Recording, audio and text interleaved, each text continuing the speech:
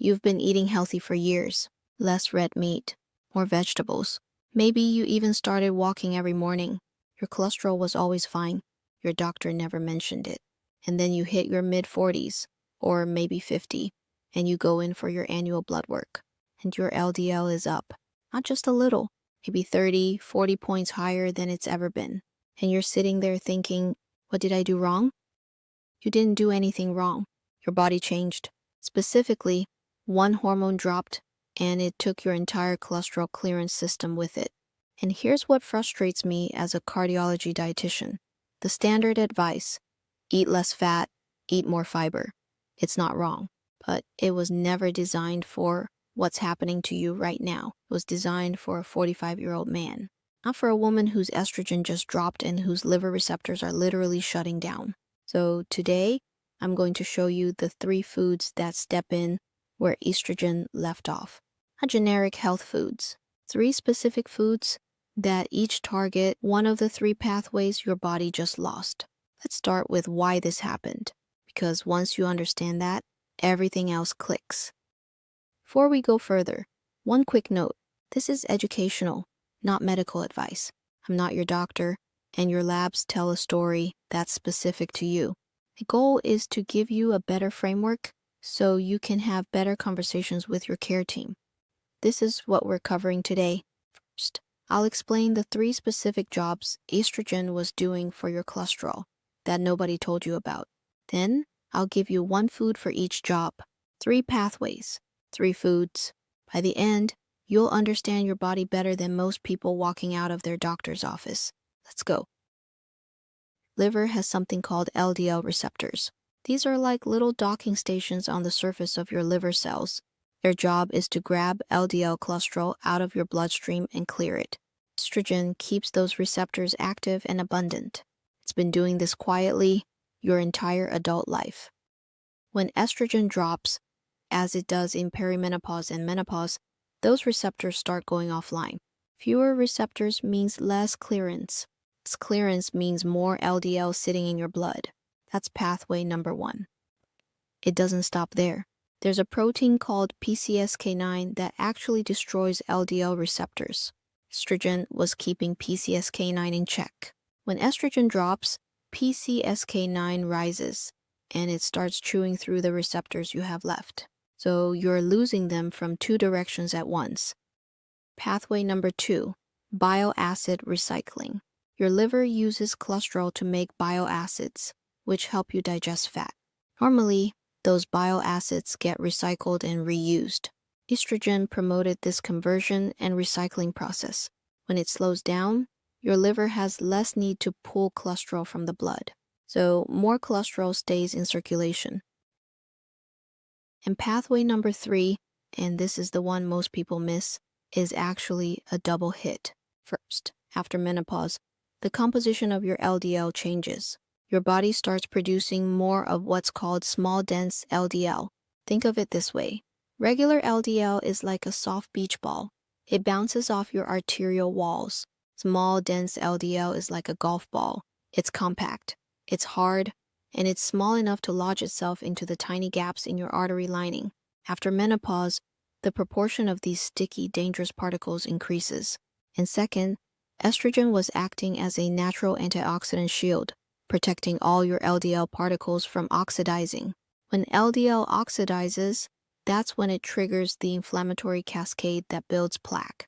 Without estrogen's protection, even normal-sized LDL becomes more vulnerable to turning dangerous.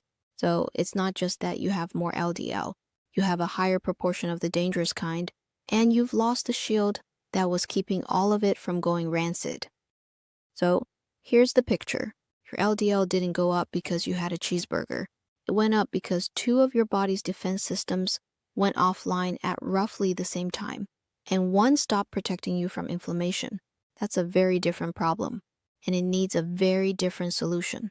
Research shows that LDL typically rises 15 to 25% around menopause, and this often happens fast, sometimes within a single year. If you felt like your cholesterol changed almost overnight, you are not imagining it. Now, let's talk about what you can actually do about it. 1 food per pathway. Pathway number 1 is the LDL receptors shutting down. The food that targets this directly is ground flaxseed. Now, I know that doesn't sound exciting, but let me explain what's actually happening, because this is where it gets interesting. Flaxseed contains compounds called lignans. Lignans are phytoestrogens, plant-based compounds that can partially activate estrogen receptors in your body, including the estrogen receptors on your liver that regulate LDL receptor production. Say that again. There is a food, a $4 bag of seeds from the grocery store, that can partially reactivate the receptor system that went offline when your estrogen dropped. Not perfectly, not completely, meaningfully. And that's not all. Ground flaxseed is also one of the richest plant sources of ALA omega-3 fatty acids, which help with inflammation, and it's high in soluble fiber, which helps with the bile acid pathway we'll talk about next. It's a triple mechanism in one food. Clinical trials in post-menopausal women have used about 30 to 40 grams per day. That's roughly 2 to 3 tablespoons of ground flaxseed. The data shows LDL reductions in the range of 10 to 15%. In postmenopausal women specifically, this isn't generic data extrapolated from men. Here's the critical detail. It must be ground, milled, not whole flax seeds. Whole seeds pass right through your digestive system. Your body can't break them open. You get nothing. And flaxseed oil? So doesn't count. The lignans and fiber are in the seed itself, not the oil. So here's what this looks like practically. Start with 1 tablespoon a day. Sprinkle it on yogurt. Blend it into a smoothie. Stir it into oatmeal. After a week, move to 2 tablespoons.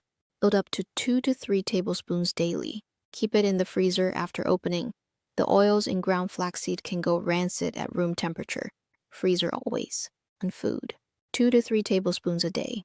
Targeting the exact receptor pathway that estrogen used to manage for you. Now, if you feel this information is useful for you, please hit the like button to help more people discover this channel. Pathway number 2 is the bile acid system, and the food that targets this is legumes, beans, and soy. Here's how this works, and I want you to really picture this. Your liver takes cholesterol and converts it into bile acids to help you digest fat. Those bile acids go into your small intestine, do their job, and then about 95% of them get reabsorbed and sent back to the liver to be reused.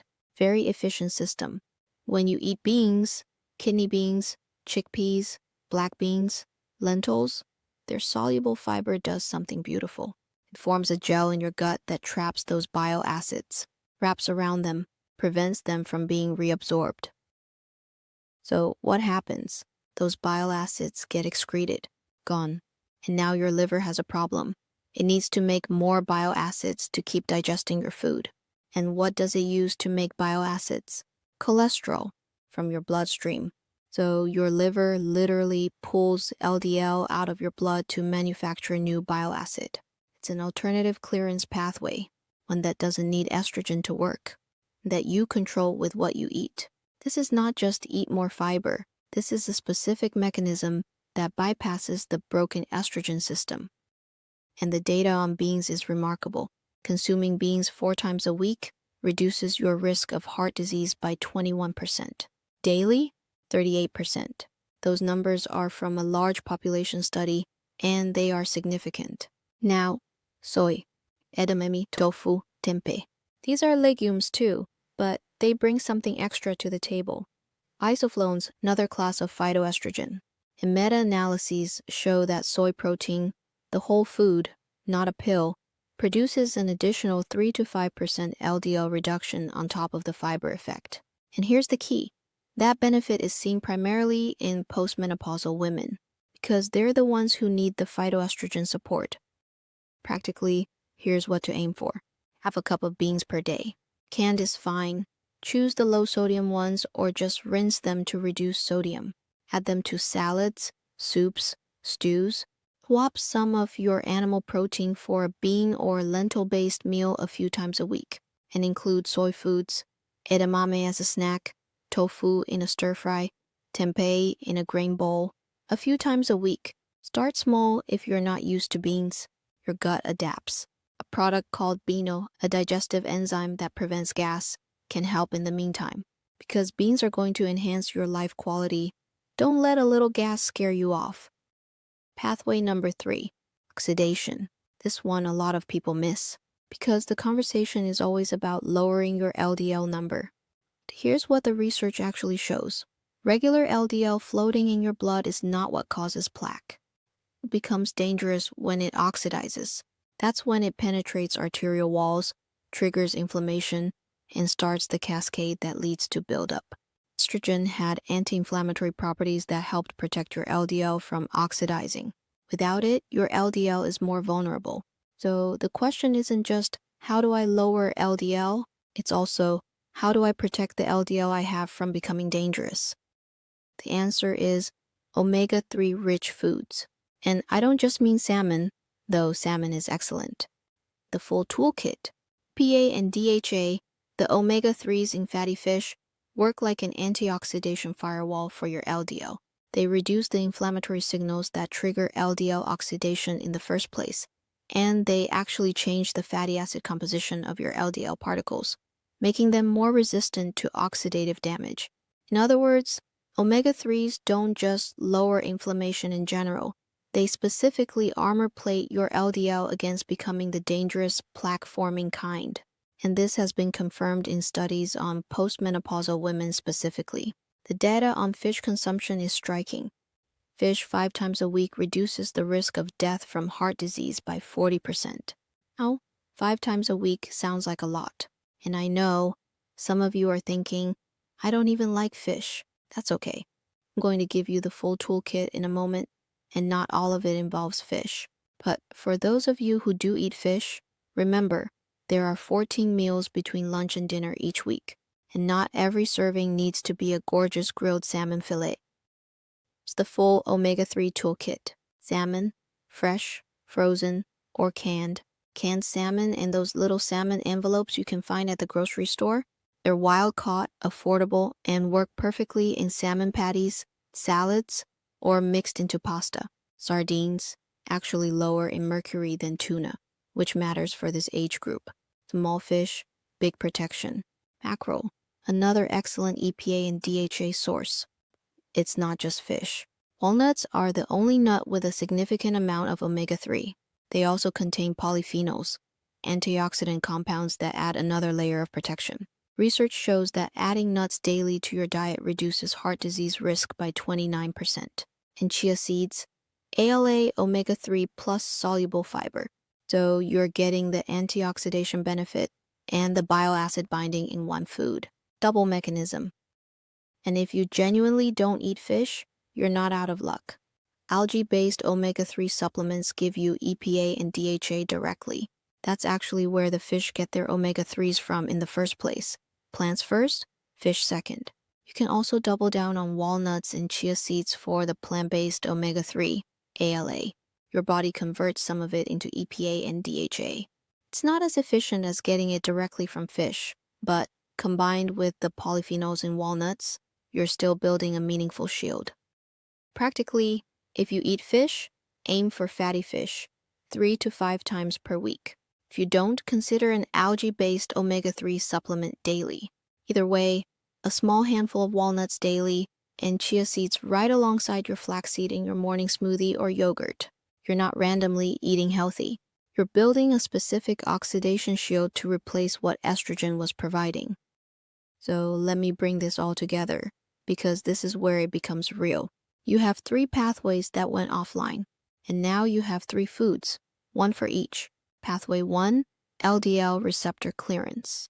Food, ground flaxseed, 2 to 3 tablespoons daily. Pathway 2, bile acid recycling. Food, beans and soy. Have a cup of legumes daily, plus soy foods several times a week. Pathway 3, antioxidation. Your food, the omega-3 toolkit, fatty fish. 3 to 5 times a week, walnuts daily, chia seeds in your routine. Here's what a day might actually look like. Breakfast, a smoothie with 2 tablespoons of ground flaxseed, a tablespoon of chia seeds, and a cup of berries. You just hit pathway 1 and 3 before 9 a.m. Lunch, A big salad with half a cup of chickpeas and a handful of walnuts. Pathway 2 and 3. Dinner, baked salmon patties with a side of edamame or a 3-bean salad. Pathway 3 and 2. There you have it. Not the generic health advice you see elsewhere that applies to everyone. You just learned how to strategically replace 3 specific jobs that estrogen used to do. One more thing, give this time. Your lipid panel didn't change overnight, even though it might have felt like it. Research shows it takes about 8 to 12 weeks of consistent intake to see measurable changes in your numbers. So commit to this for 3 months, then retest. Try this first-line defense before giving in to lipid-lowering therapies, aka statins. Let me leave you with this. Your LDL going up after perimenopause is not a personal failure. It is a predictable, documented, hormonal event, and it deserves a strategy that's as specific as the problem.